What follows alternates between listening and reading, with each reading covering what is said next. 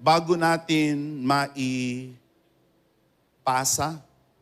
maipamana ang ating pananampalataya, kailangan nating lubos makilala kung sino tayo. We need to know who we are.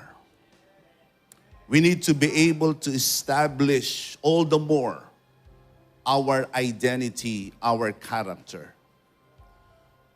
The church cannot and must not have an identity crisis.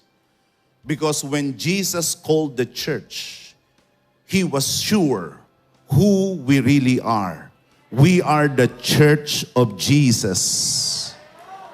I say, we are the church of Jesus. We are not somebody else's church. We are not somebody else's body. We are the body of Christ. And Christ in His wisdom has called our late brother and apostle Arsenio T. Ferriol in order to communicate to us our calling, our identity. You are the salt of the earth.